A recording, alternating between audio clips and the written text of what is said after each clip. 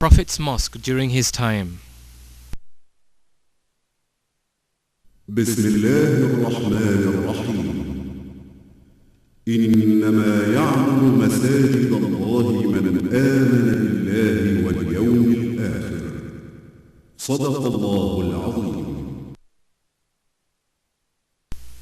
When the Messenger of Allah, peace and blessings of Allah be upon him, arrived at the borders of Al-Madinah, while he was migrating from Mecca, the Ansar vied with one another to receive him, each of them hoping to host him.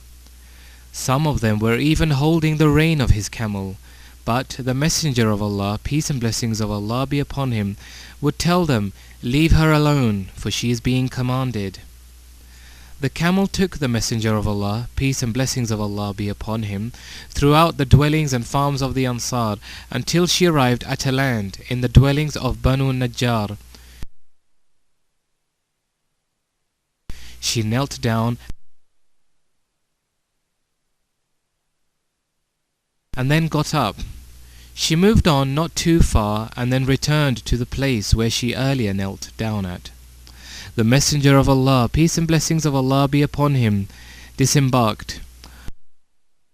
Abu Ayyub al-Ansari quickly moved forward, carried the Prophet's saddlebag, and took it to his house that was nearby. The Ansar started inviting him to their houses.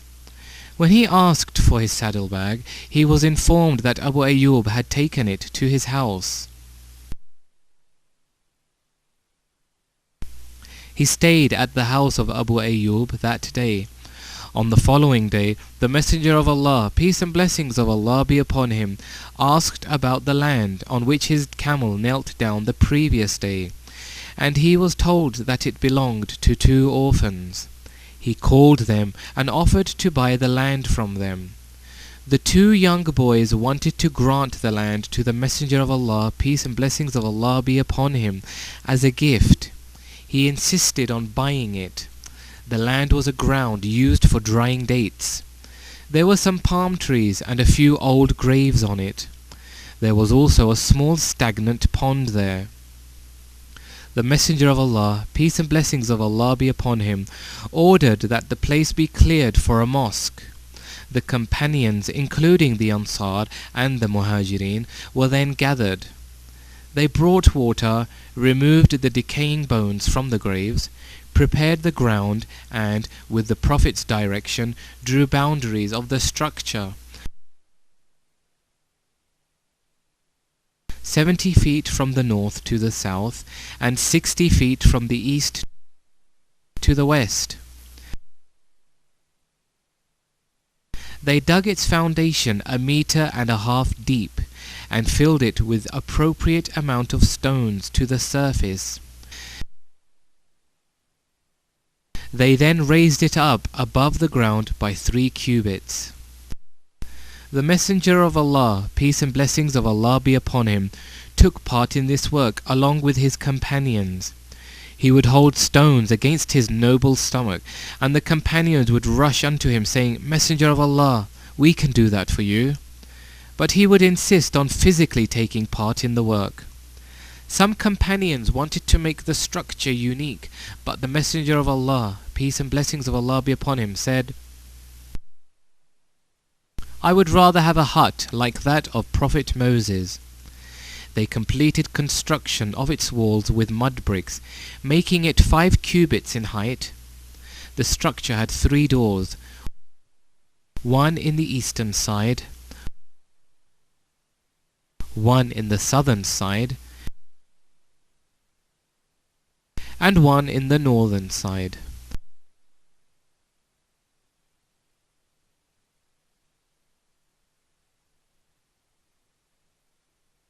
As soon as the construction of the wall was finished, the Messenger of Allah, peace and blessings of Allah be upon him, led his companions in prayer there.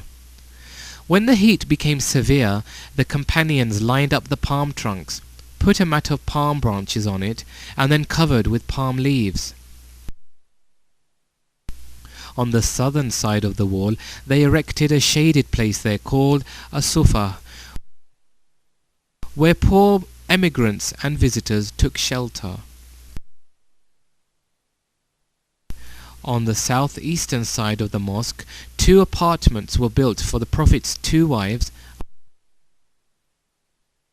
Aisha and Sauda. May Allah be pleased with them. The mosque then became the heart of Al-Madinah, visited by the companions in order to pray behind the Messenger of Allah, peace and blessings of Allah be upon him, to learn the verses that were being revealed to him, and to listen to his sermons. The Messenger of Allah, peace and blessings of Allah be upon him, would give sermons in the middle of the front row. Whenever he felt tired, he would recline on the trunk that was situated beside him. Then, the mosque has neither pulpit nor mihrab. He would sit down in the mosque even when it was not prayer time, and his companions would form a circle around him. He would address and teach them. He would also sit down with the dwellers of as-Sufa and would keep their company. In some nights he would perform the voluntary night prayers in the mosque. In addition to the above functions, the Prophet's mosque also served as the center for building the new society, with the Messenger of Allah, peace and blessings of Allah be upon him, directing the affairs of the Muslims. When the Jews revealed their enmity towards Islam and the Muslims, some of them started mocking the Muslims concerning their Qibla, and they said, "If we had not been upon the truth, you would not have taken Bayt al-Maqdis, Jerusalem, as Qibla." The Messenger of Allah, peace and blessings of Allah be upon him, would seriously be inconvenienced with this and would often look at the heaven, expecting a command from Allah concerning the Qibla. In the middle of the month of Sha'ban, in the 2nd year of Hijrah, the revelation came concerning the Muslims' Qibla with the following words of Allah. "Verily, we have seen the turning of your face towards the heaven. Surely we shall turn to you a Qibla that shall please you. So turn your face in the direction of Al-Masjid al-Haram, and wheresoever you people are, turn your faces in that direction." The Messenger of Allah, peace and blessings of Allah be upon him, and the Muslims were gladdened by the revelation of this verse. They quickly moved to change the position of the mosque. They closed the southern door and created an alternative door from the northern wall of the mosque. They then moved 2 lines of columns with their roofs to the southern side and left the remaining columns for the dwellers of as-Sufa. 5 years passed, and Muslims increased in number that the mosque too small to accommodate them. They complained about this to the Messenger of Allah, peace and blessings of Allah be upon him. There was an open piece of land neighboring the mosque. The Messenger of Allah, peace and blessings of Allah be upon him, gave whoever could buy the land for the mosque glad tidings of paradise. Uthman ibn Affan, may Allah be pleased with him, quickly came forward and bought the land. The Muslims briskly embarked on extending the mosque after their return from the campaign of Khaybar in the 9th year after Hijri. A pulpit was built for Allah's Messenger, peace and blessings of Allah be upon him, in the middle of the southern part of the mosque. When he gave a sermon on this pulpit, a severe groan was heard from the palm trunk he used to rest on. The Messenger of Allah, peace and blessings of Allah be upon him, came down from the pulpit and embraced the trunk until it became quiet. The Prophet's pulpit had 3 steps. He would stand on the 2nd step whenever he gave a sermon, and would sit down on the 3rd step when he took a rest between 2 sermons. Adjacent to the pulpit was an area that extended from the Prophet's mosque to his apartment. This place is called Rawda min Riyad al-Jannah, a garden from among the gardens of paradise. We ask Allah to give us the blessings of visiting and praying there, and to endow us with adherence to the Sunnah. Blessings and peace of Allah be upon the Messenger of Allah Muhammad and his household and his companions.